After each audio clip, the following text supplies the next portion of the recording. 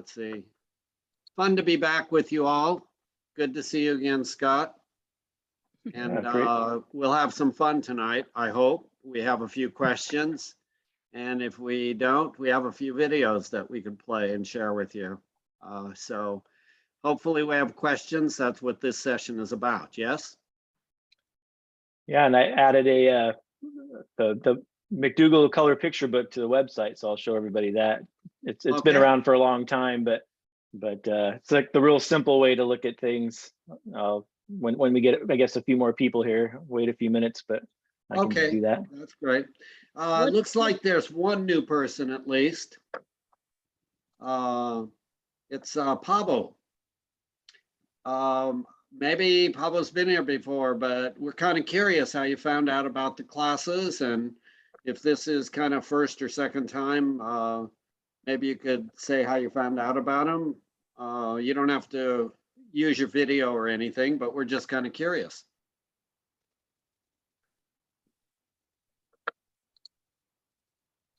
There's also Eddie V there. I'm not sure I recognize that one. Do you know that one? I don't know that either. EDD, IEV.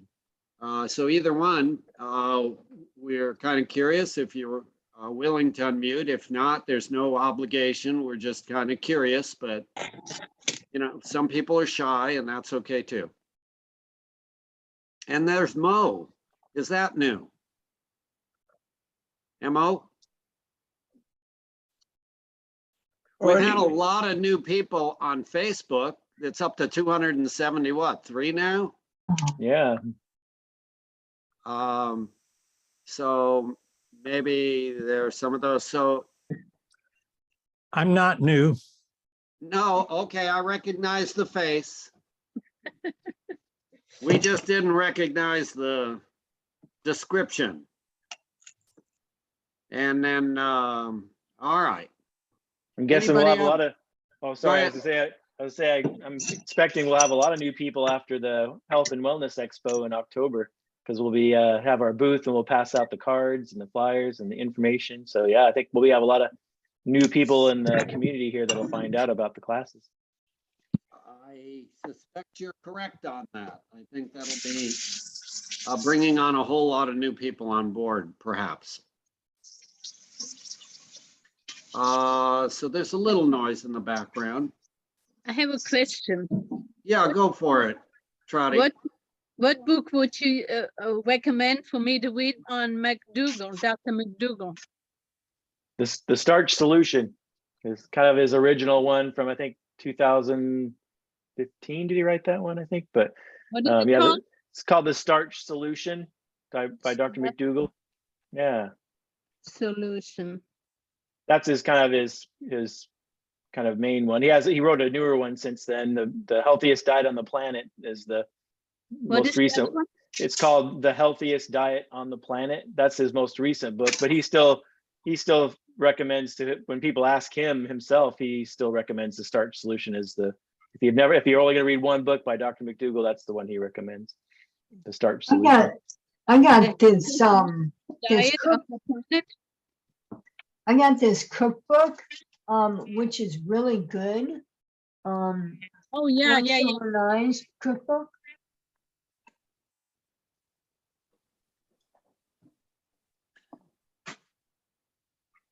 Yeah, I'll go ahead and show. I guess I can go ahead and show the on the website. Okay. So I can show the also show the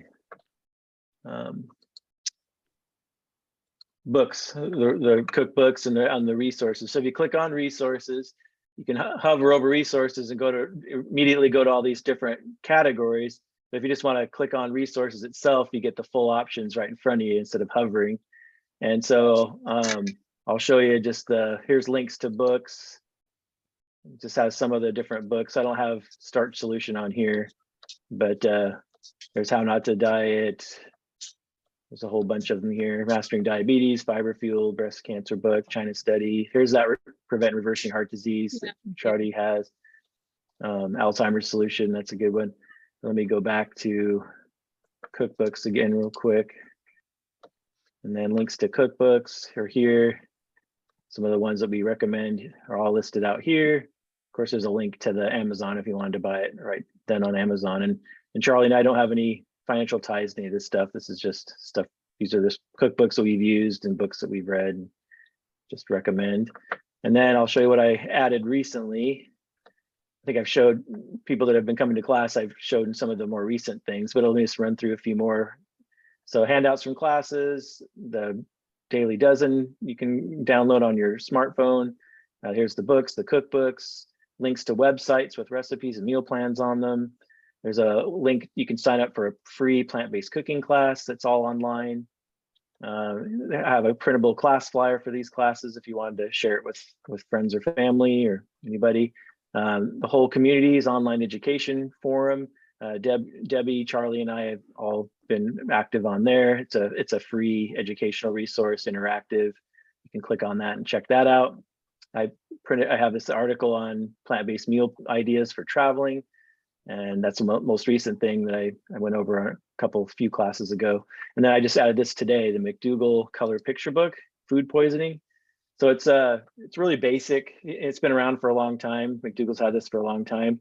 And it's just a good visual of basically just looking at it black and white, just like, okay, eat this and don't eat that. If you want the most simple, kind of like my traffic light handout, the most simple thing is just, okay, eat this and don't eat that. And it just basically you can go through it, and it's, what to eat and what not to eat. It's all here. So it's a good entertaining. He actually did this for his grandkids. They actually gave him the idea. They said, "Hey, Grandpa, why don't you make a color picture book?" And he's like, "I guess I will."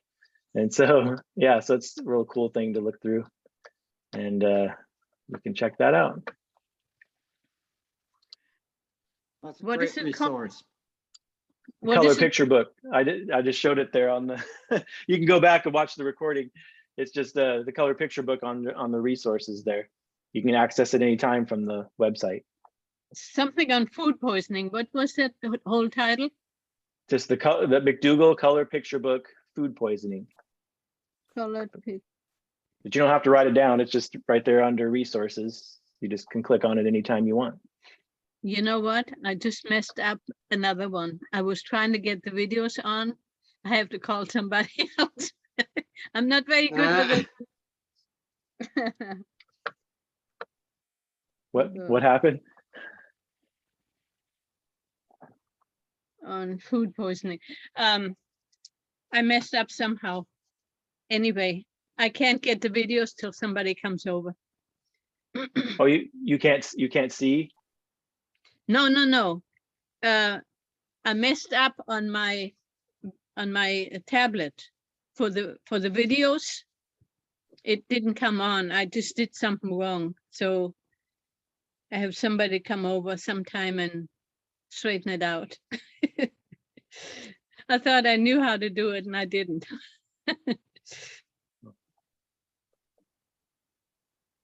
Have you figured it out now? Do what? Do you have it figured out now?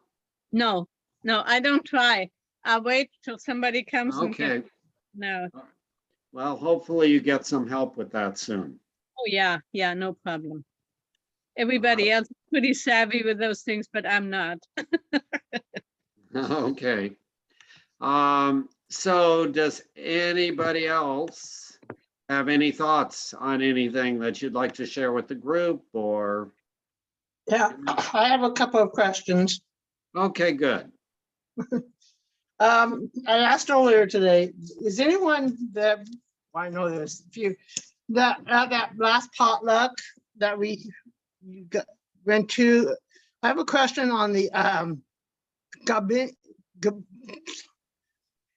garbanzo quinoa salad. Does anybody know the measurements for what goes in it, like for the dressing? So garbanzo quinoa salad at the last potluck. Anybody who Yeah. attended, do you know the ingredients, particularly for the dressing part of the garbanzo quinoa salad or dish? Or know someone who made it and Yeah, I brought don't it? know I'm not sure who made it. I'm not either. Okay.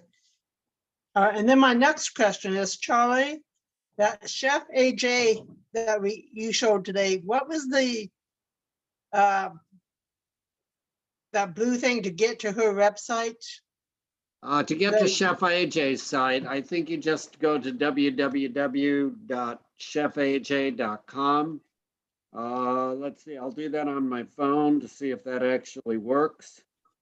While But Charlie's I'm in- doing that, and where Charlie's doing that, I see your post, Marcia, on the Facebook group, but nobody's commented on it yet. So my guess is either the person that made it isn't on the Facebook group or they haven't seen it yet. So one of the two. Okay, okay, thanks.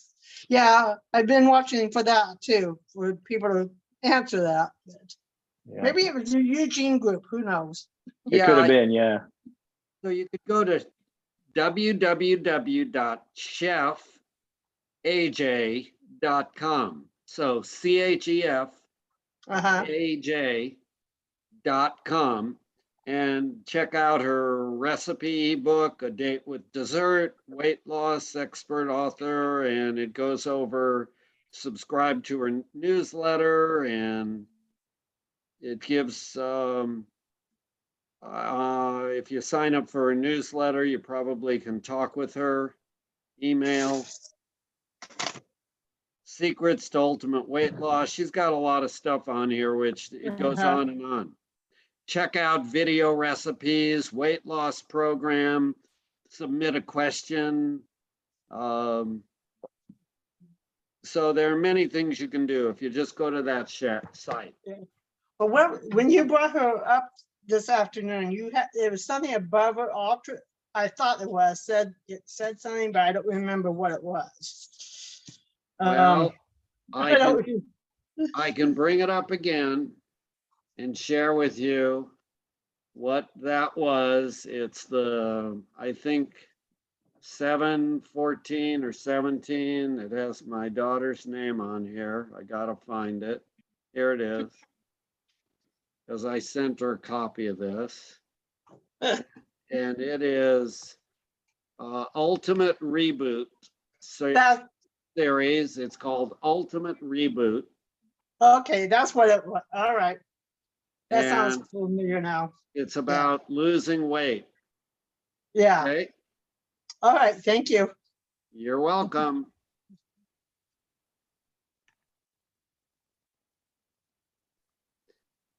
Okay.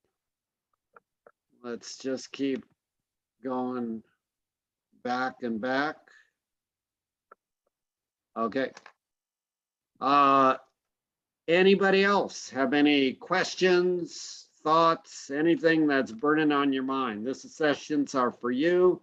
Are there any cancers that you're particularly concerned about that you might like us to discuss a little bit more fully? So now's the time to speak up or forever hold your peace. I've lost about 30 pounds over the last year and a half or so. And neurologist did some tests on me, and one of the antibodies, I guess they call it, 1 to 4, you don't have celiac. 5 to 9, you might. 10 or above, you do. And my score was greater than 100. Wow. Just had an endoscopy, and I just wonder if you ever read if you know anything about what you can do food-wise, nutrition-wise to restore your gut. So, Scott, if you want to take it on. Yeah. Well, if you have celiac disease, then, since you have the high levels of the antibodies, do you get sick symptoms when you eat gluten? He gets obscure symptoms. He doesn't get the typical bellyache and that. He gets, unsteadiness and some neuropathy and different things like that. That if you read the whole list of, symptoms, he has those. They're odd, but he doesn't get the classic bellyache, bloating, and all of that. I do have bloating. Just not huge though. I mean, it's not Yeah. severe. I've lost all this weight, and yet my my belly is swollen up some. You know, Oh, it's, yeah. I have the same waist measurement, actually a little bit more. I have osteoporosis. I have autoimmune disease, which you're more apt to have that along with celiac, and some loss of equilibrium. So that being said, you might want to just go ahead and avoid gluten and see how you do. So it's pretty easy, just for the most part, if you're not eating processed foods, because it's hidden in a lot of processed foods. But just avoid the wheat, barley, and rye for the most part. There's a little bit in farro. I have the one of the under the class handouts. I do have a printout of a cooking grains guide, and it actually tells you which ones have gluten, but you could also just look them up online too, if a particular grain has gluten or not. But yeah, just stick with oats, and you gotta get gluten-free oats, because sometimes oats will be cut in the same machines that wheat is processed. So then the oats might be contaminated with gluten because the oats themselves don't have gluten. But just avoid, do like quinoa and oats and brown rice, and I think some of the other ones, like, I'm not sure, I don't think bulgur does. Bulgur, there's some other ones that are gluten-free that you can go with instead, and just avoid the wheat, barley, and rye for the most part. I know farro has a little bit, but and see how you feel. See if you have less inflammation, just feel better. If you just feel better off gluten, might be a good idea. You know, the neurologist who diagnosed, I went in for Botox injections for cervical dystonia, asked me how I was doing, and I told him. And so he ran some tests, really pleased he's able to pick it up. But he told me to go off gluten for a month and see how I felt. Well, in the meantime, I got a referral to the GI doctor. He put me back on gluten because, some people can heal up fairly quickly, and when he performed the endoscopy, it might not be clear. And the last couple of days before he put me back on gluten, I felt remarkably better. I don't know if it's just coincidental because it's only a couple of days, but going back on gluten, then I started feeling bad again. Okay. Now I'm off. Okay. Yeah, you might also if you haven't read it yet, you might want to read the Fiber Fueled book by Dr. Will Bulswitz. That's on our book list there on the website. Fiber Fueled. He's a gastroenterologist, Dr. Will Bulswitz, and it's on the website under books. It's one of the ones there. So that'd be a good one, because it's all about healing the gut, and even if you have certain sensitivities and a leaky gut and things like that, it helps to repair it. But if you truly do have celiac, and then you're pretty much just allergic to it, and you may just have to avoid it 100% of the time. Did he put you back on gluten before he plans on doing a biopsy of your intestine to see? Yeah. I was on it for about 6 or 7 days before he did the endoscopy. And what did the endoscopy show? Well, there was some deterioration, not as much, I think, as he had expected based on the antibody score. But I haven't gotten the results. He collected some samples that are going to be biopsied, but I haven't gotten the results yet on that. But what he wants me to do is be off gluten, and around the end of October, I guess repeat some blood tests, antibody tests, see if they've dropped down from what they had been. So the list of gluten-free foods, or the ones that are most common sources, is quite long. And you're probably exposed to a number of these, including rolls and buns and bagels and biscuits and flour tortillas, baked goods, pasta, cereal, crackers, beer, gravy, and some soups. Are you exposed to any of those? Well, I've read a lot about this. I got a book from Mayo Clinic. They had a lengthy book by some guy who specializes in this, I guess.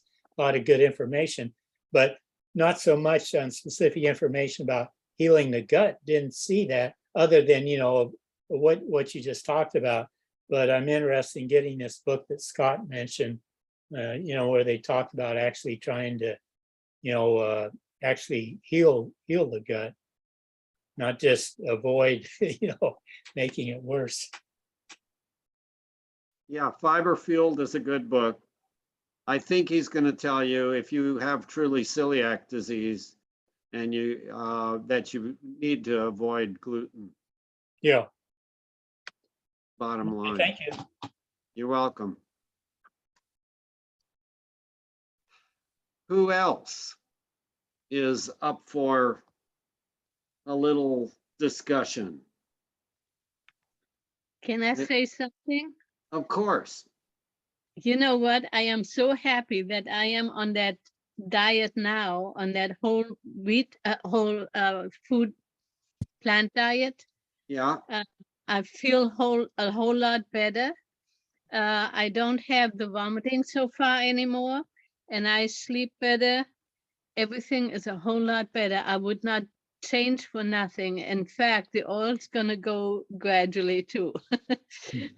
Today I already cooked with dishwater, and it worked fine. Instead So- of olive oil, you're cooking with water. No more. No. So, Trouty, you do our heart, both Scott and myself, you do our hearts very good, much good. You know why? Because Why? when you first logged on, you might recall, you had a number of questions and concerns about this for a Yes. number of weeks, and you just stuck with it. You kept listening to the science. You kept your mind as open as you could be, even though you were like we were initially, a bit skeptical, maybe more so. So anyway, thank you for sharing that with us. It really, I'll sleep better tonight. I'm hooked. I tell you that. So are we. Okay, Ken, you had your hand raised up. Yeah, of course, always interested in learning about and discussing anything to do with prostate cancer. And then we briefly discussed NASH, which is the non-alcoholic liver disease that comes from fatty liver. So most people think you get liver cirrhosis from drinking alcohol. Well, you do, but you can also just get it from being overweight for a long time. And it's especially prevalent in men because we carry our weight in our stomach. And then, so fatty liver, which is really common. And then it turns into liver cirrhosis. And then if you're not careful, which I am because I went on this lifestyle, if you're not careful and you have fatty liver disease and or NASH, the same thing, then you are a real candidate for liver cancer. So I'm interested in learning a lot about liver cancer and the foods I can eat to avoid it, because the liver is so sensitive. It, like, man, I can't even take pain relievers. They say you can take Tylenol, but you look up that online and most of the doctors say you shouldn't do that. So the liver is pretty sensitive and there's a lot of things we shouldn't eat. And I'm always learning more about what I should and shouldn't eat for these different ailments. I guess that's why I'm here. Okay, well, we'll look through. I have some videos on prostate cancer. I believe I can share that first. I'm not sure what we have on liver cancer, but we can address that. Anybody else have any pet topics they would like to discuss?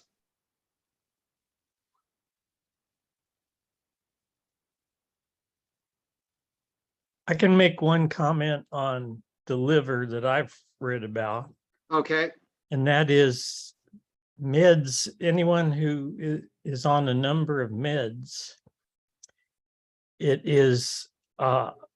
causes a heavy stress on the liver if you say take them all at once in the morning. It's a much better idea to spread them out through the day just to give the liver a break. They've actually examined livers and seen them wither away in people who take a great many medications. That's good. Well, Thanks. Yeah, I've heard from my neurologist that Tylenol can affect your liver. That's right. You don't want to ever go more than 3 grams in a day, so it can cause liver toxicity if you take too much Tylenol.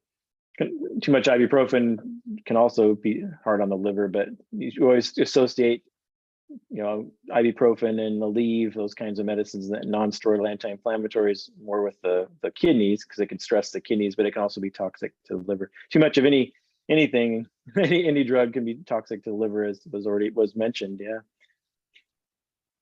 She said something else that Tylenol does. Oh, it can affect aging. Is that what I heard? No, just liver. It's not good for the liver to take too much Tylenol. So nobody said anything about it. In fact, someone said their neurologist told them that Tylenol might affect aging, and I'm not gonna let that pass by me. No. I didn't hear that. No. I spent a lot of the last 15 years running chainsaw, and so I sometimes forget to put the earplugs in, and so now I kind of have creative hearing. I see. That's pretty cool. Gets me into some trouble. That's great. All right, let's see what we can find here. We'll do a quick prostate cancer, and then we'll get back to the group. Can you see my screen here okay? Yep. All right, good deal. We'll go to the cancer section, and we're going to see, here's prostate cancer and atrial fib. Let's see, there was some other, here's prostate cancer, PCRM. Let's see, what else? Is there any other prostate cancer here?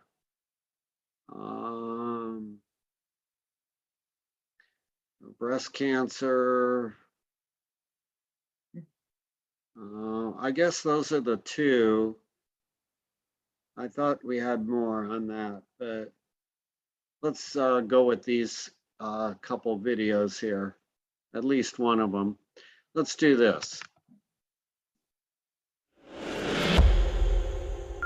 It's short. 2013 was a bad year for fish oil. Claims were crushed that the long-chain omega-3s in fish oil, EPA and DHA, would stop the progression of heart disease, and then DHA was associated with increased risk of prostate cancer, and monumentally failed to treat macular degeneration. This over-the-top rhetoric sounded a little suspicious, and indeed, the paper was retracted because the author sells some rival supplement that he failed to disclose. But he does have a point. I covered the fish oil failure for heart disease. What about the increased cancer risk? Men with the highest circulating levels in their blood of the long-chain omega-3 fat DHA were found to be at higher risk for prostate cancer, though a subsequent compilation of all such studies suggests that EPA, the other major long-chain omega-3 in fish and fish oil, may be more closely associated with increased cancer risk. Either way, these long-chain omega-3s have been promoted for prevention of heart disease and cancer. But now that we know that not only does there appear to be no benefit for death, heart attack, or stroke, but there may be an elevation in cancer risk, the general recommendation to increase the intake of these fats should consider its potential risks. How could eating more fish or fish oil increase cancer risk? Well, there are some industrial pollutants like PCBs linked to increased prostate cancer risk, and the primary source of exposure in the general population is believed to be through diet from fish, meat, and dairy products. If you do a supermarket survey, the PCBs, shown in white here, are highest in freshwater fish and lowest in vegans. Cannibals take note. No, that's just how they label the market basket of plant foods, though vegans have been tested and were found to be significantly less polluted, including the PCB specifically linked to prostate cancer. But this study here was done in North America, where people don't eat a lot of fish, and indeed even the group with the highest DHA levels weren't that high. And so maybe the confounding factor was meat consumption in general, not just fish, and that lower meat consumption may be the reason for the lower rates of prostate cancer in the lower DHA group, as the consumption of well-done meat is associated with an increased risk of prostate cancer, and intake should be restricted. We also used to think omega-3s could protect us from arrhythmias, abnormal heart rhythms like atrial fibrillation. Millions suffer from the condition, which causes an irregular heartbeat and a higher risk of stroke and death. But fish and fish oil consumption does not appear effective for preventing it or treating it. Other arrhythmias can be life-threatening and cause sudden death. Despite initial encouraging results, more recent studies have not only failed to reduce sudden cardiac death with omega-3s, but actually increased mortality in cardiac patients. For example, men with heart disease advised to eat more oily fish or supplied with fish oil capsules were found to have higher risk of cardiac death, maybe because of the contaminants in fish such as mercury. In either case, given the inconsistent benefits, the potential adverse effects, omega-3s must be prescribed with caution, and generalized recommendation to increase fish intake or to take fish oil capsules needs to be reconsidered. So, for those of you who are keeping current, DHA, EPA has been in the news. This was an older video, and there has been quite a bit of hype about how maybe DHA, EPA might prevent dementia. So Dr. Greger kind of says, you could take DHA, EPA maybe 2 or 3 times a week to hedge your bets. Dr. Clapper says he's going to wait a little bit longer, see what the science shows before he jumps on board and is taking it. So that's the one area of kind of confusion that we've had over the last couple of years. What do you think, Scott? Yeah, I think I feel equally about that, but I think the part that's not controversial is we definitely shouldn't be doing more fish and fish oil supplements because of the contamination. So if you are going to take a supplement of DHA, EPA, you want it to be from a plant-based source, an algae source, because then you're not going to get the contamination. You want to eat lower on the food chain. So there's not as much controversy about that. The fish oil supplements need to be chucked. And if you're going to do the once or twice a week DHA, EPA supplements, do a plant-based version, an algae-based version. Any thoughts from anybody? Any questions about that so far? I have a question. Yes, Beth. I missed the part in the video just now. Vegans were tested and what? They had lower PCB. PCB 180, they had lower levels of the carcinogen that's been shown to increase risk for prostate cancer. But how was their DPA or EHA or whatever that is? So the long chain, medium and long chain fatty acids, they tend to be slightly lower in vegans, but they still may be in the normal range. There's a debate about that. Even though they may have a slightly lower range, it doesn't mean that they're necessarily unhealthy. Okay, thanks. So, it's the old argument, if some is good, a little more is better. It's not always true. I'd like to comment on a book I read. The residents of the island of Okinawa have been very heavily studied by people in several disciplines. And I think it's because they've been the same genetically, done the same things for a long time.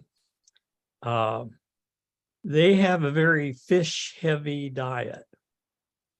Well, But when that actu- was studied, they couldn't separate out the positive effect of their exercise from their diet. There are people who are so physically active all day long that that's a great benefit to them and may cancel out some other things. I'm not sure. So my take is they live in a fish-heavy environment. There's fish all around Japan, but it's my understanding that the actual amount of fish contribution to the diet was not all that great. Now, Scott, what's your take on that?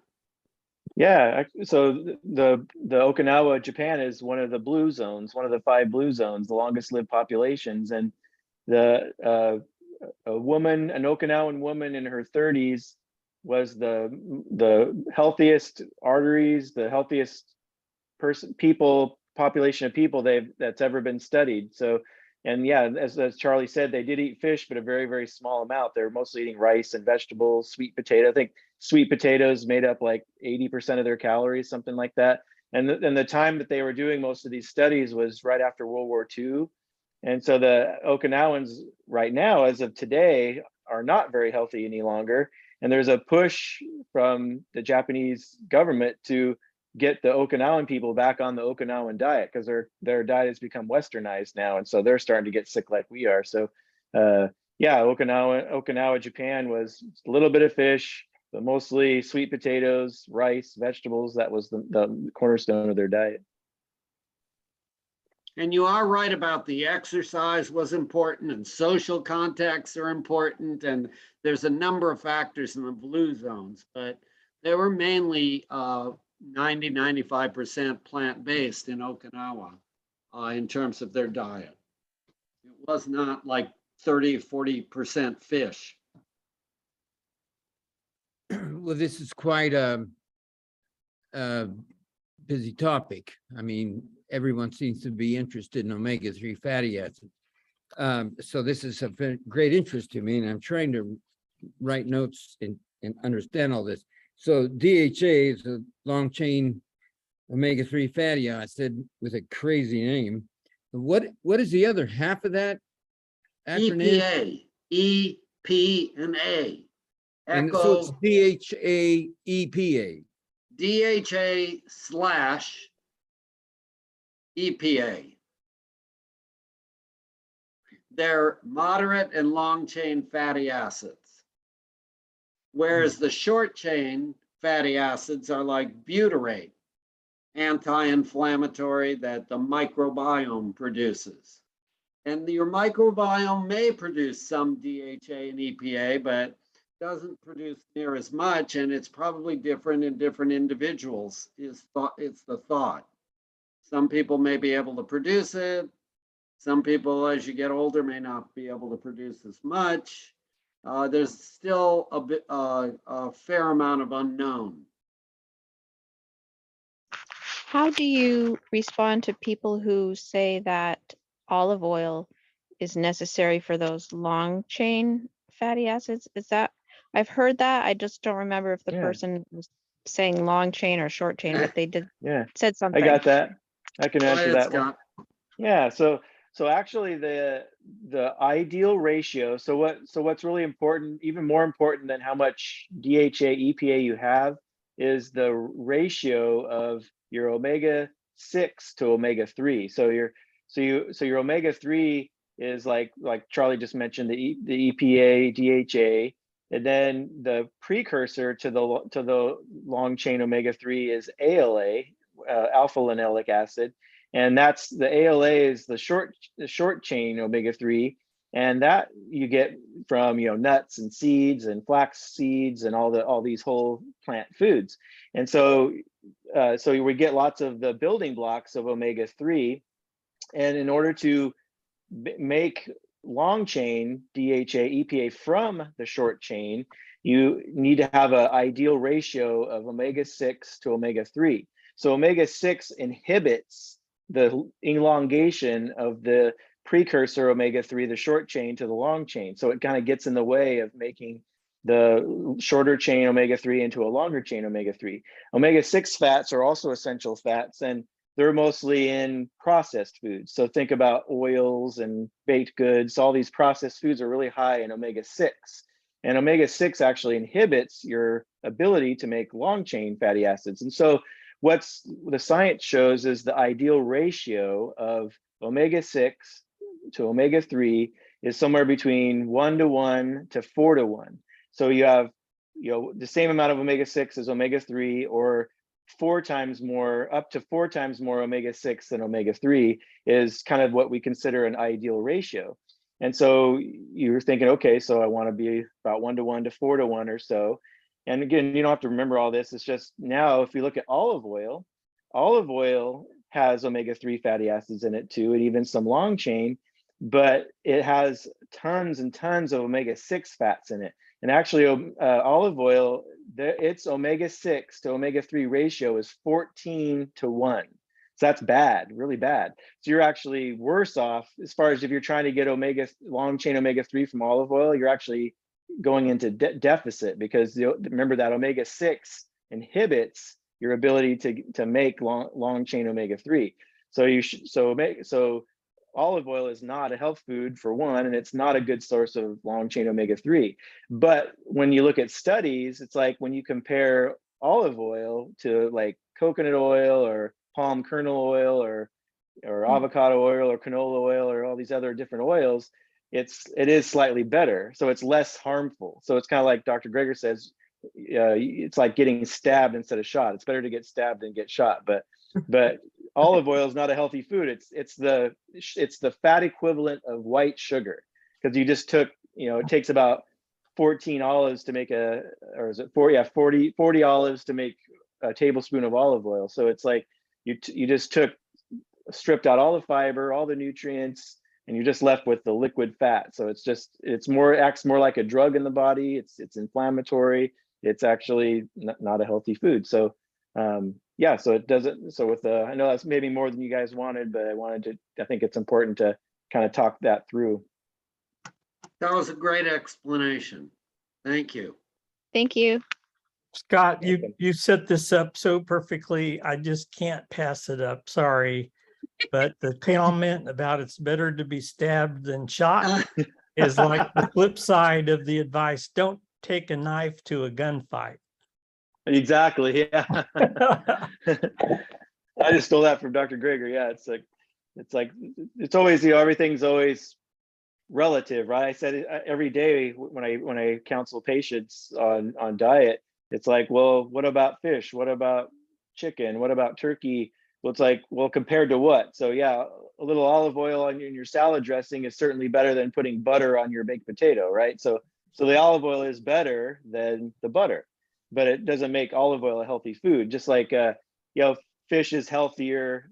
It's not healthy, but it's healthier than bacon and sausage, right? So I have a patient that wants to, well, I'll give up my bacon and sausage, but I want to have a little bit of salmon once or twice a month. It's like, well, that's a great move. You gave up your bacon, eggs, and sausage for breakfast, but now you're having fish a couple of days a month or something. That's a win, right? So it's kind of like you moving in the right direction, but doesn't make fish healthy, but it's better than what he was eating before. Scott, can I say something? Yeah. Your knowledge is amazing to me. Yeah. I know I'm kind of a nerd. I've been, it's been almost 10 years I've been immersed in this. But I can't. Yes, but I make notes. Okay, we're going to share one more video on prostate cancer. Then we're going to move on to other cancers, perhaps. This is Neil Bernard. The Cancer Project is this Food for Life nutrition and cooking class, designed by physicians, nutrition experts, and registered dietitians, includes medical information about how foods and nutrients it easily at home. Here is Dr. Neil Barnard, president of the Cancer Project. Hello and welcome. Prostate cancer is a leading killer, and it doesn't have to be, because if we take lessons from around the world and people who follow different kinds of diets, we get clues about how we can actually reduce the likelihood that this will happen in our own lives. And for men who already have prostate cancer, there's a lot they can do to hold it beyond arm's length. Let me share with you a couple of things. First of all, the good news. There's something in foods that is actually protective against prostate cancer, and that is the red coloring in tomatoes. Anybody know what that's called? Very good, lycopene, L-Y-C-O-P-E-N-E. Lycopene is a cousin of beta-carotene. In the same way as carrots get their orange color from beta-carotene, a tomato gets its red color from lycopene. It's a powerful antioxidant. And studies have shown that men who have just 2 tomato servings per week have about 23% less risk of prostate cancer compared to other men. Men who have 10 or more servings per week have a 35% reduction in their likelihood of ever developing this disease compared to men who get less. And the nice thing is, it happens even with spaghetti sauce, salsa, all the, you know, you don't think of these as healthy foods, but they've got a lot of lycopene in them, and it'll pass into your bloodstream and it'll protect you. Now, there's some things that aren't so healthful. Milk products, surprisingly enough, are associated with a higher risk of prostate cancer. And this first came out of studies comparing different countries. Countries like Thailand, Japan, China. On a traditional diet, there's very little dairy products, very little milk, very little of any kind of dairy products in their diet. You compare that to Finland, Sweden, Switzerland, lots of dairy products, and you see a clear pattern. The more dairy men eat, the more prostate cancer risk they have.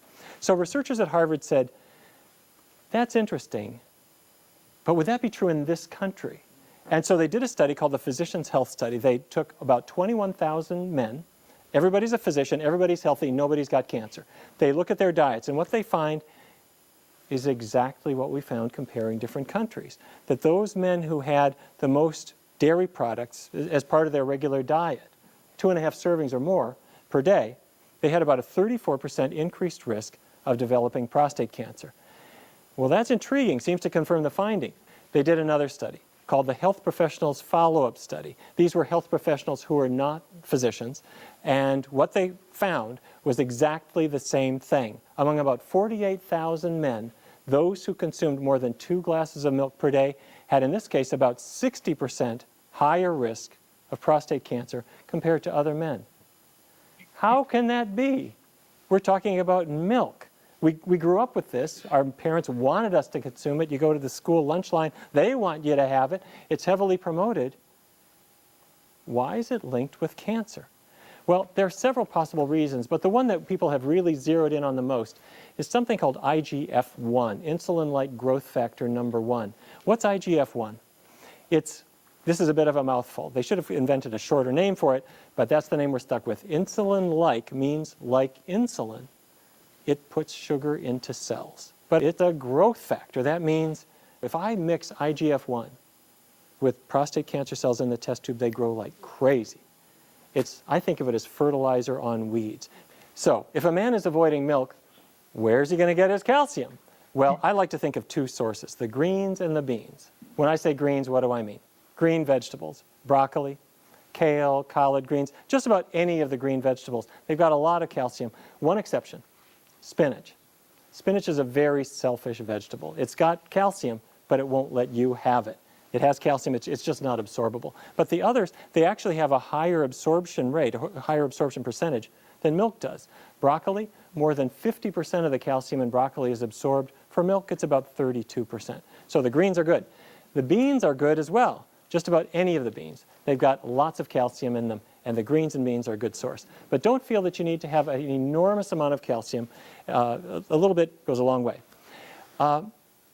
Researchers have said, if it seems to be the case that a diet rich in vegetables and fruits, bringing you that lycopene, if that's protective, getting away from dairy products and fatty foods, that seems to be protective. What if I tested in men who have prostate cancer already? I want to share with you two important studies. One was by a researcher named Gordon Sachs at the University of Massachusetts. It was a small study. He brought in 10 men, and what he was tracking was called PSA doubling time. What is that? PSA, prostate-specific antigen.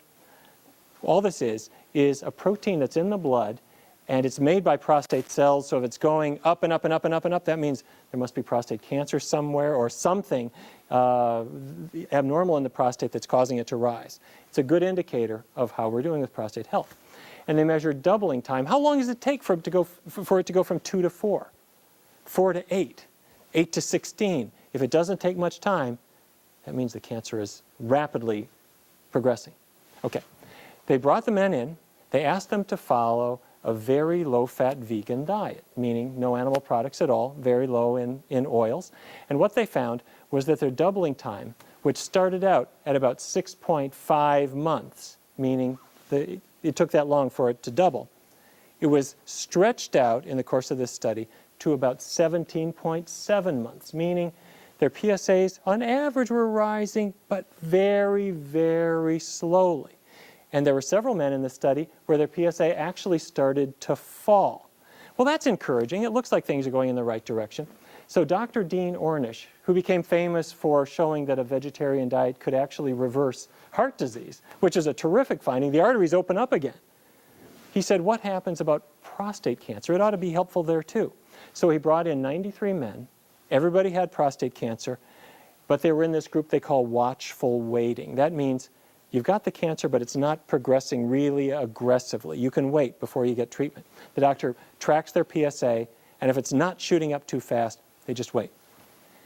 In the control group, this group was not asked to make any diet change. The experimental group went on a vegan diet, no animal products at all, no dairy products. That ought to be good, right, from a standpoint of prostate cancer. Here's what happened. In the control group, people that didn't make diet changes, their PSAs did what PSA does in cancer patients. It was rising. In the course of the study, it went up about 6%, and out of the 49 men in that group, 6 of them couldn't wait anymore. Their cancer was progressing so aggressively they had to go ahead and have treatment. But what about the vegan group? These people who learned how to have oatmeal for breakfast and how to have vegetables and fruits in their diet, how to top their spaghetti, not with that creamy Alfredo sauce, but with a tomato sauce that gets away from the dairy and brings in the lycopene. All in that group, the PSA wasn't rising, it wasn't holding steady, it actually, on average, fell about 4%. In other words, they're getting better. And not one of the men on the vegan diet needed treatment during this research study. Don't get me wrong, prostate cancer, like all cancers, is a serious condition. We want to have good methods for detecting it, we want to have good methods for treating it. But if we change our diet, we really can tackle this epidemic. Thank you very much.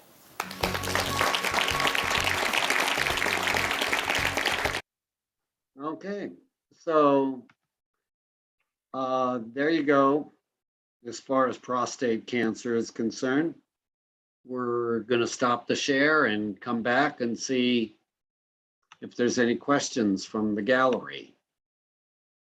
If you remember from class a couple weeks ago, I talked about that Dean Ornish study briefly and mentioned how they also did gene map testing on those patients in that prostate cancer study, and it showed that the experimental group that went on the vegan diet, the whole food plant-based diet, they turned off genes that promote cancer and turned on genes that suppress cancer. So from a gene standpoint, the whole philosophy of your genes load the gun, but your lifestyle pulls the trigger. So we actually showed proof of that in that particular study. So there, from a genetic standpoint, it had an effect as well.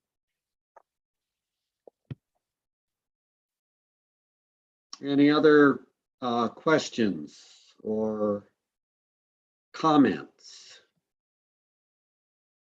I thought PSA was a hormone. It's closely related to testosterone. They work together to help with the reproduction process in a very short, that's a short explanation.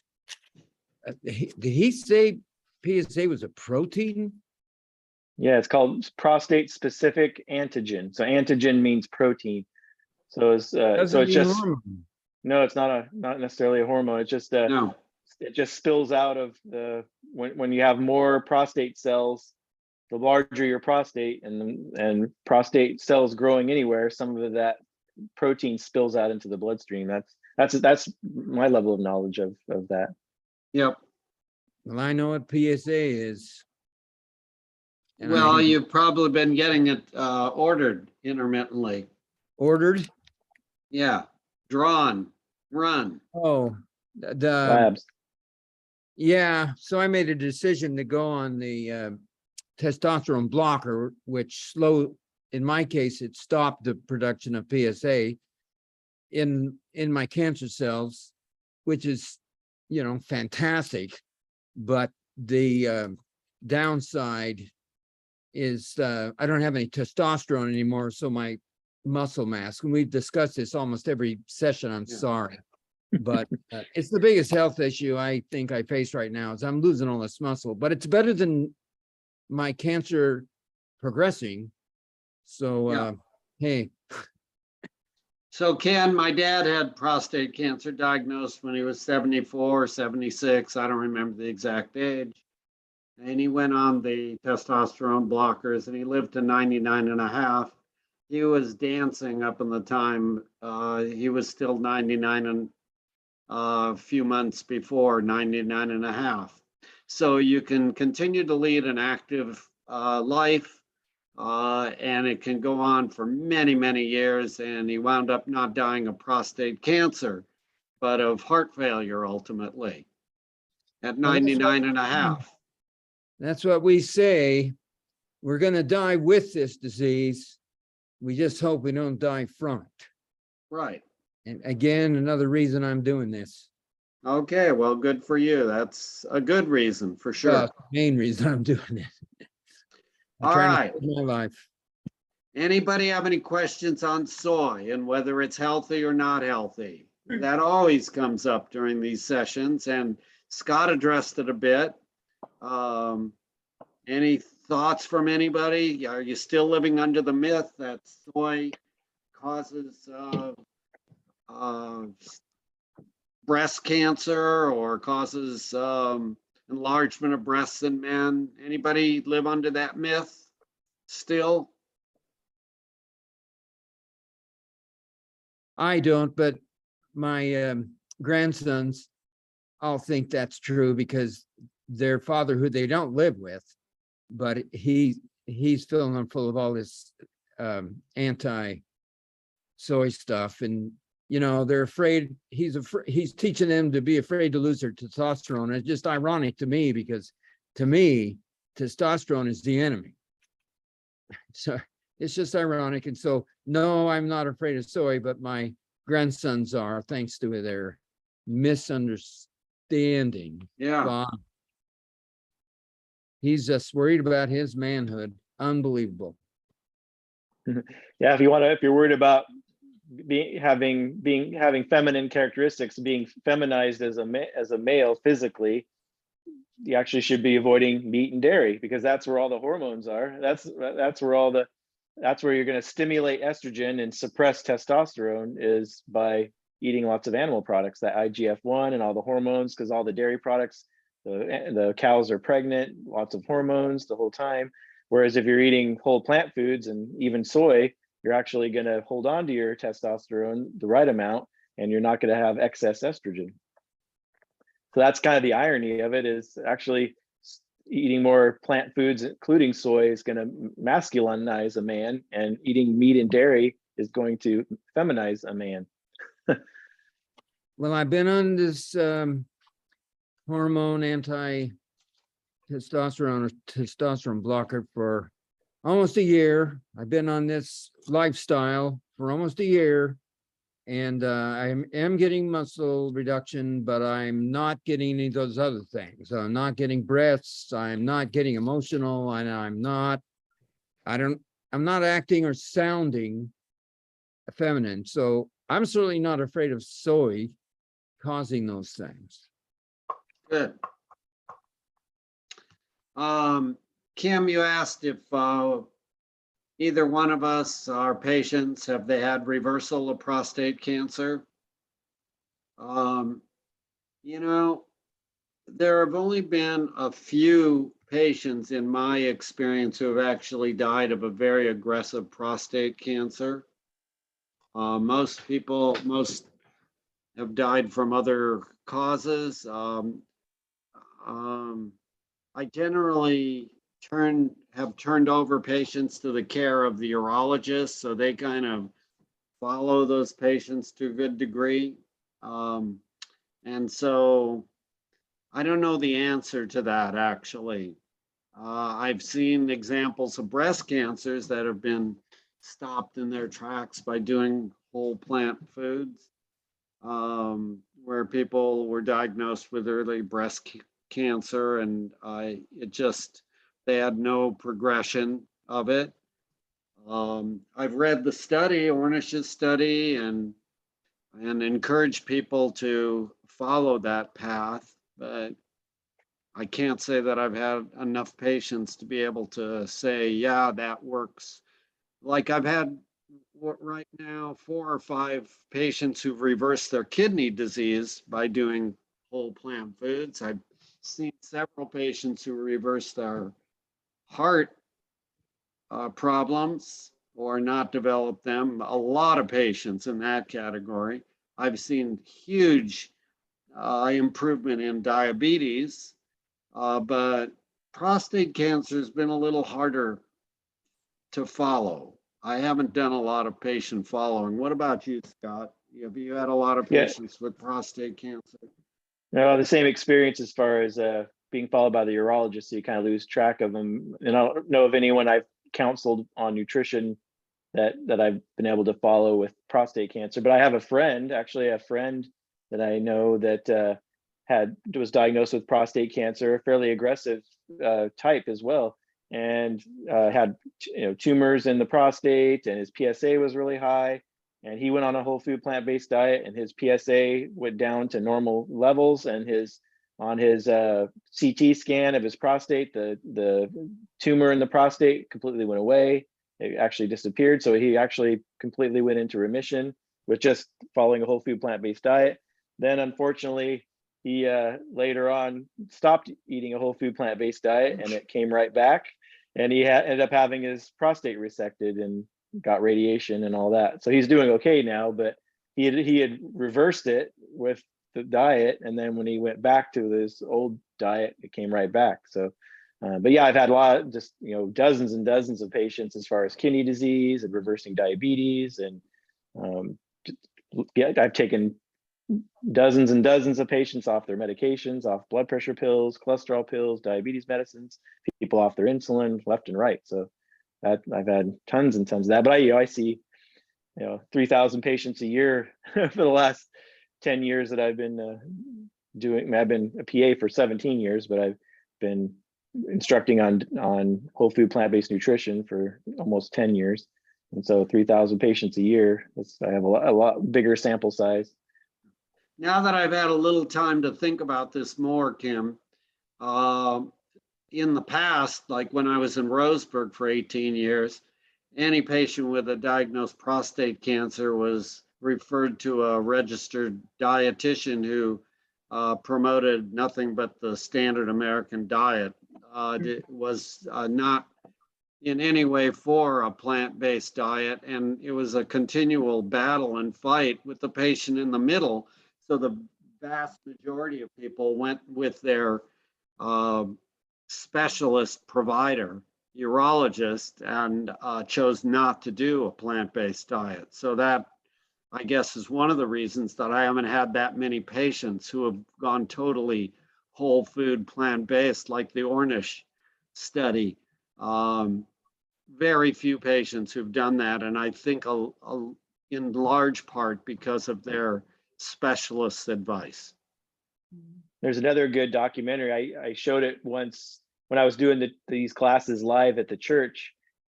Towards the end of one of the cycles of classes before we had our potluck, I would always show a documentary movie. And there's actually a movie called The Marshall Plan. the Marshall Plan, MARSHALL.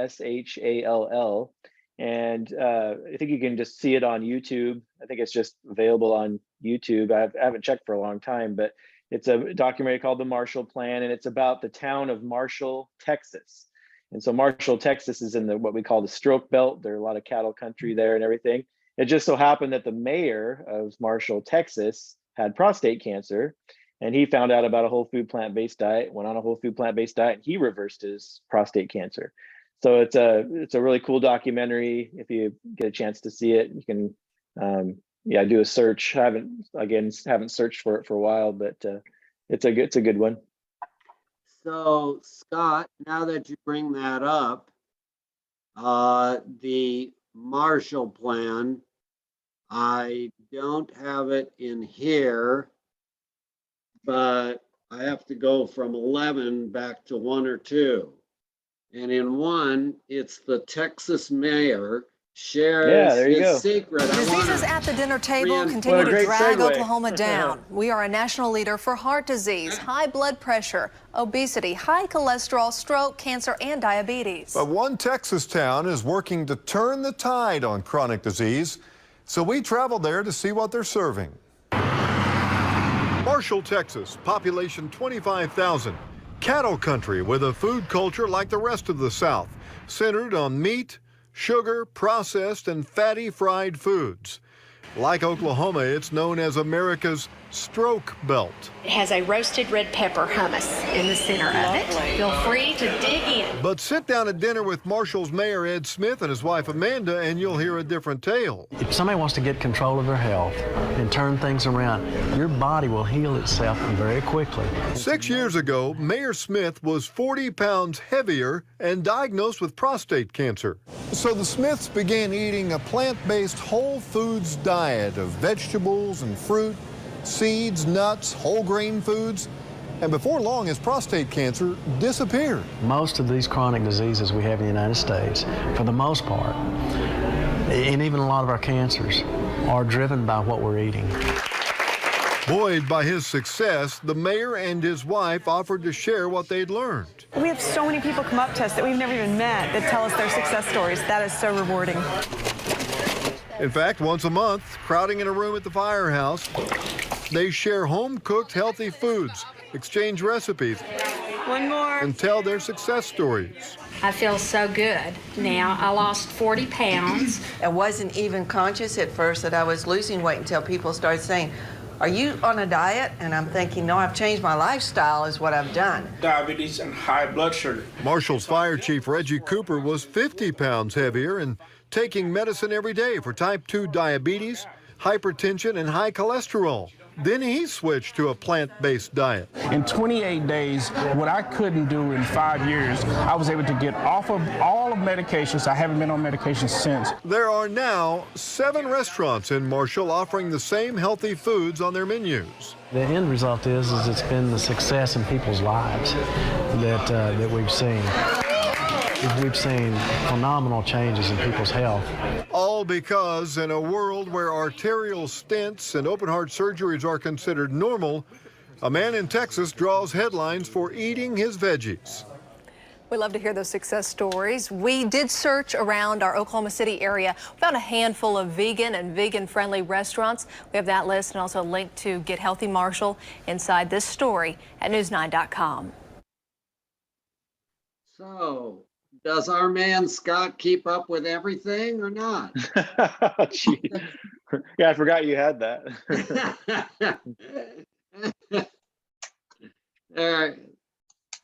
It doesn't hurt to have a little double reinforcement there.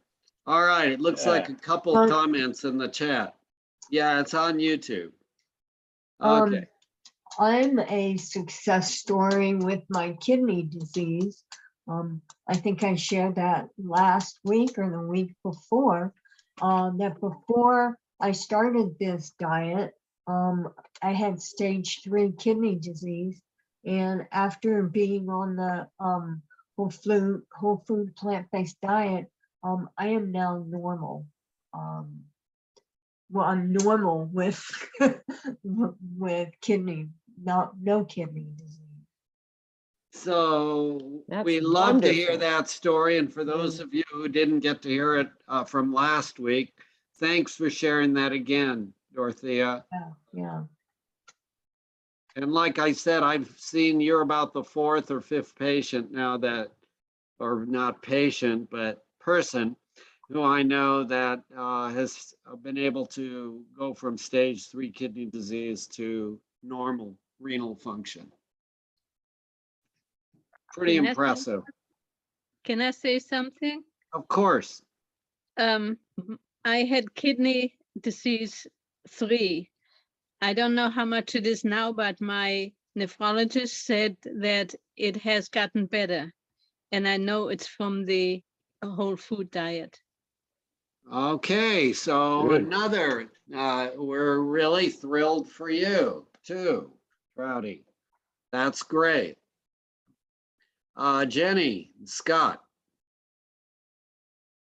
I guess you're clapping. Okay, not raising your hand. I get it. Just, I've been pre-diabetic. Evie, Doug. Yeah, I've been pre-diabetic for about 10 years. And since last year or so, going slowly on to Whole Foods, in May, I dropped 1 notch below the pre-diabetic range. Nice. I've Congratulations. been like 5'7", 5'8", 5'9", 6.0 one time.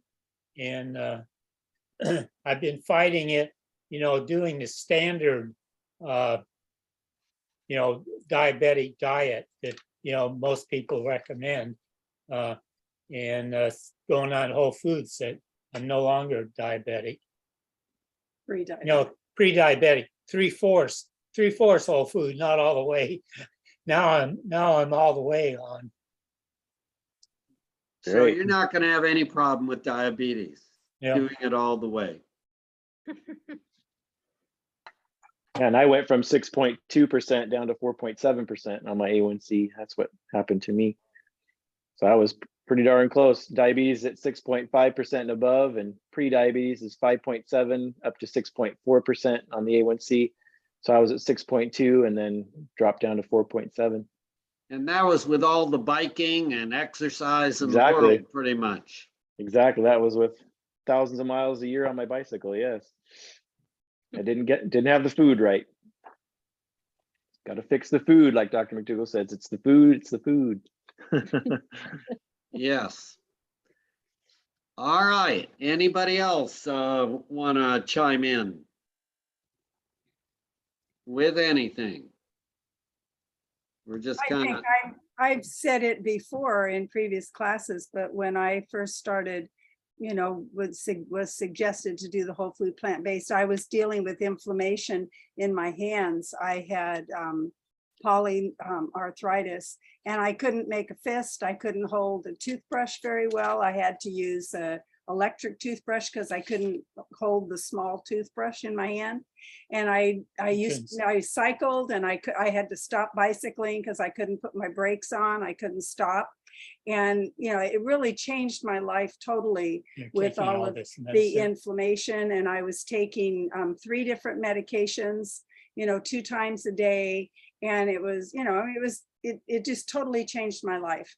And then I started doing the whole food plant-based. And within 6 weeks, I could make a fist. I could ride a bike. I had no pain in my hands. And it was like a miraculous change for me, going from that. And, I had been dealing with the polyarthritis in my hands for like 2.5 years.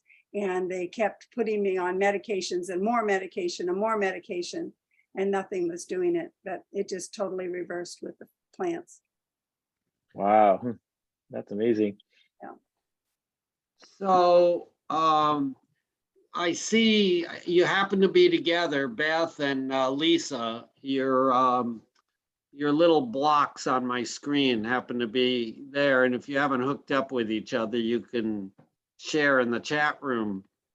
But Beth, you made some comments in the afternoon that Lisa had helped you. And I just wanted to share that with the group, that Lisa has been helpful, providing free counseling and sharing, resources with those who need some extra support. And we appreciate what she's done. And Beth was explaining she appreciated her help. So welcome back. Hello, Lisa. Good to see you again. Hi, yes, I was just eating some figs from my grandma's tree. So might have things in my teeth, but I was just messaging somebody who reached out. And so anyone's welcome. I can put my phone number in the chat. But even if you've been in the classes for a long time and just want some more personalized plan or coaching, I'm here for that, and I really enjoy doing it. So I'll put my email and phone number in the chat. And you might know the price is right. There's no charge for that. That's correct. And so I just want to give a little heads up to those people who might be willing to share with other medical students, and including Lisa. September the 14th from 5 o'clock till 7 o'clock, we're going to have a Zoom session just like this session. It's on I believe a Wednesday evening from 5 to 7.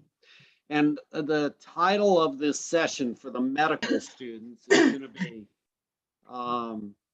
Real People, Real Stories, sort of like what we've been doing here tonight, listening to people whose kidney function's been reversed or improved, arthritis improved, weight loss.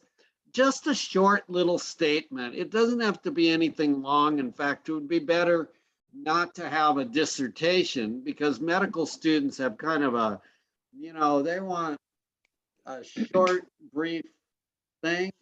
And if they are barraged by enough people, they may get the concept that this is not just for one or two people. And of course, during this session, I'm hoping that Lisa can attend and share her experience with helping participants in this group.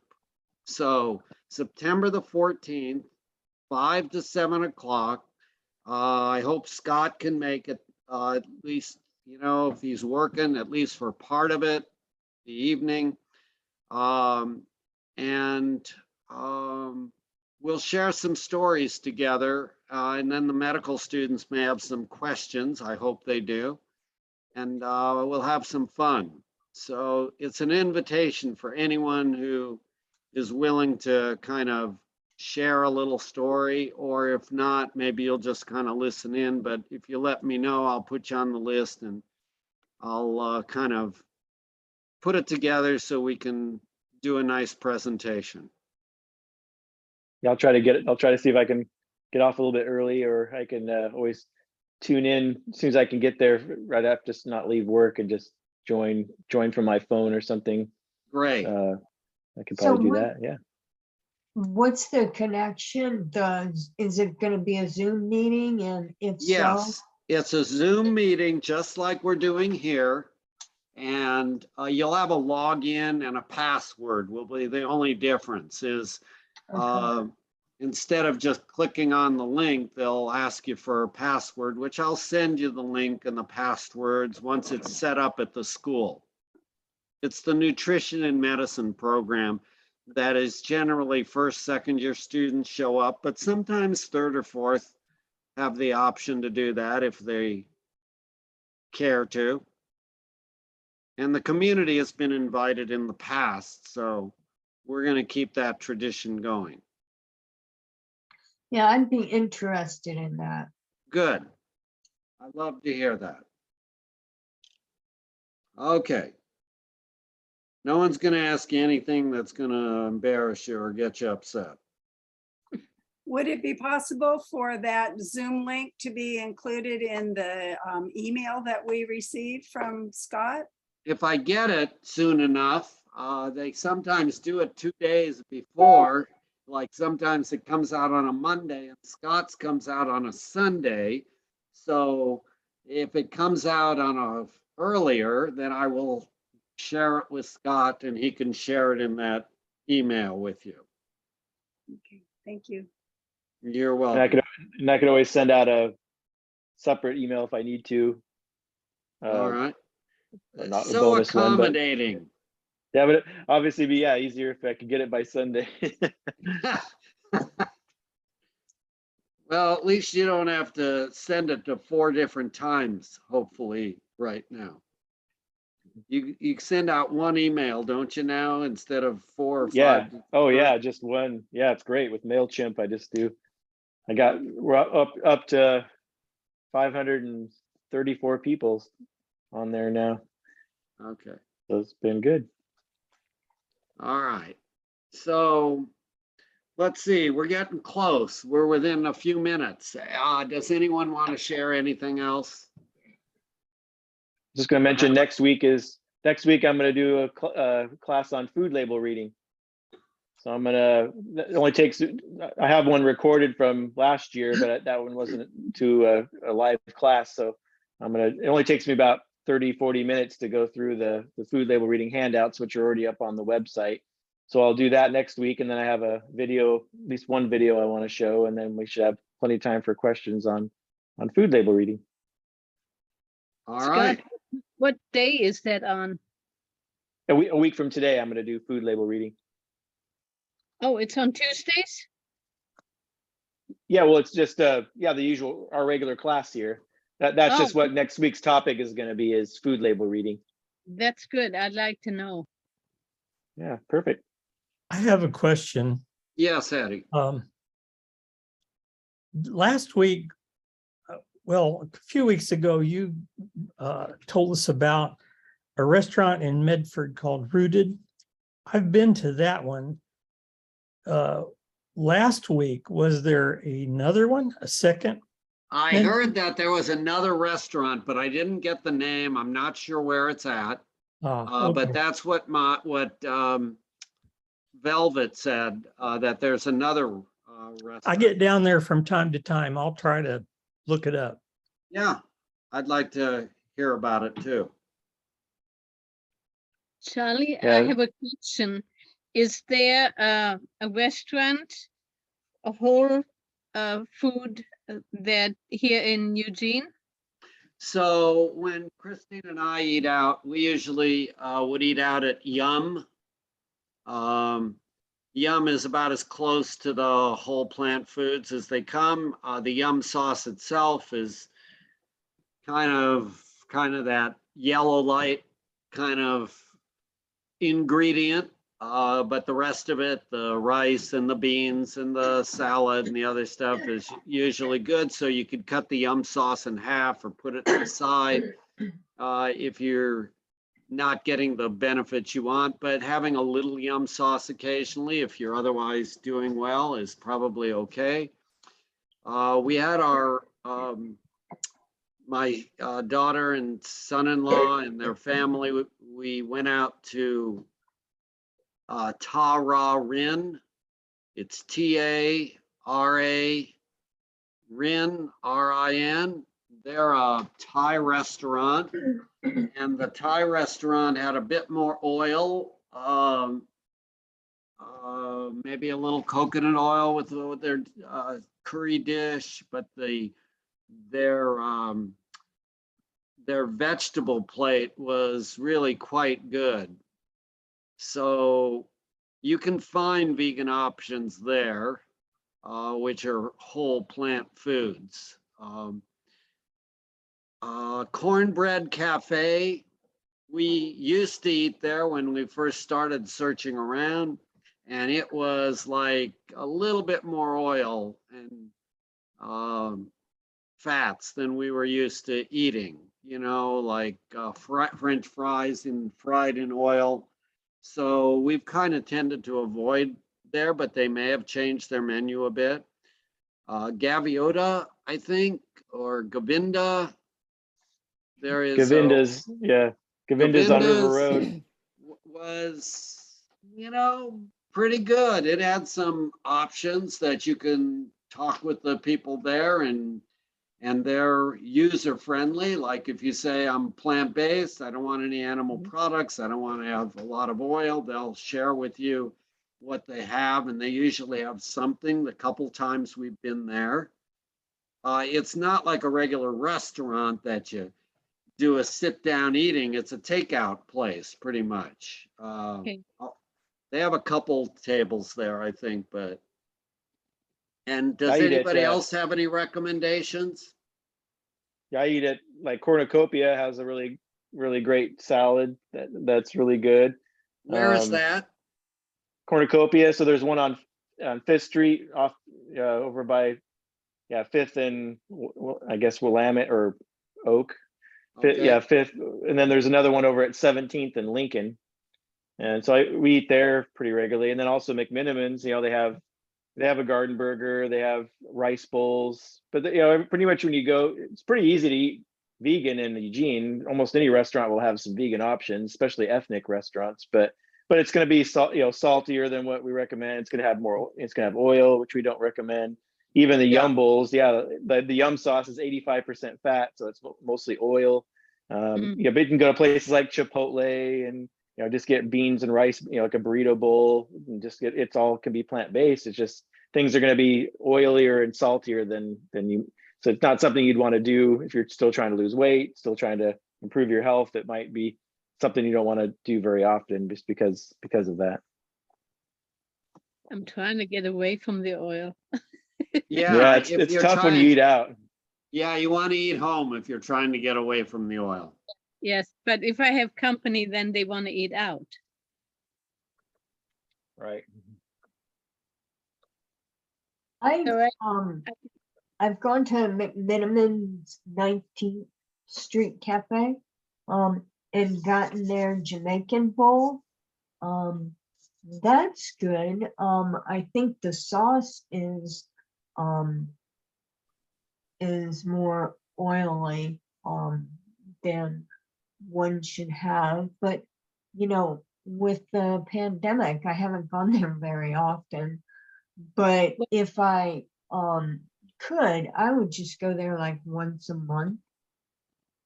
Dorothy, what is the place called? It's McMiniman's 19th Street Cafe. McMiniman. So it's at 19th and Agate. So it's just another one of the other McMinimans. There's a McMinimans at North Bank. There's a McMinimans on High Street. There's a McMinimans at 19th and Agate. And they all have pretty much the same menu. So she was getting I've eaten that too. It's the jibble. It's coconut curry basically, but it's gonna have, it does have some oil. But you could also just get a salad and get a honey mustard dressing, or do the fork dipping technique where you're not really getting all that much of the dressing on there, and you could eat salads too. But yeah, so McMinimans is the chain. They're all over the state. They tend to take old buildings and renovate them and turn them into a restaurant. Here's one Vitality Bowl on Coburg. I don't know what Vitality Bowl is all about. Never been there. Yeah, it's a smoothie, basically fruit smoothie bowls, and then you know, you can also go to Laughing Planet there in the Whitaker neighborhood. It's there at like 6th and Blair, I think about 6th and Blair, 7th and Blair, something like that. Again, it's the same comment you had, usually more salty or oily. Right. All right, Ken, you have your hand up. One last question, unless there's one other after you. Just go ahead and unmute first.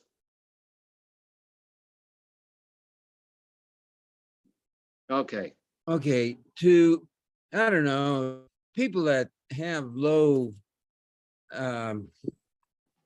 white blood cell counts, and certainly red blood cell counts low, are more susceptible to stroke. So have you had a session on ways we can increase our levels of white and red blood cells? And I suppose you have had sessions on stroke that I have not been on, but I'm particularly interested right now in what can I eat to increase my white blood cells, particularly, as well as red blood cells. Can we have a session on that? Usually, well, that's a big topic. I say that's not usually a problem. Actually, I answered, Trudy had a question at the beginning of class about she had low white blood cells, and actually that's good to have low white blood cells. You want to have the low end of normal, because the standard American is chronically elevated on their white blood cells. So they have too much, and that's a sign of chronic inflammation. So you actually want to have, maybe 3,000 to 5,000 or so. You don't want to have, most of the patients I see are 8, 9, 10, 11,000, which is really high. And that just means they have a lot of chronic inflammation. So actually that's, you'd have to look at each individual's labs to know if it could be something that's concerned or not. But and then your red blood cells, if you're anemic because your red blood cells are low, then you got to figure out where you're bleeding, and it's a whole workup. But it's not, people that are on vegan plant-based diets are no more likely to be anemic than anyone on any other kind of a diet. So that's not a specific problem to eating this way. Too low white blood cells or too low red blood cells, so that's not a problem. But I don't know if Charlie, you got anything to add to that?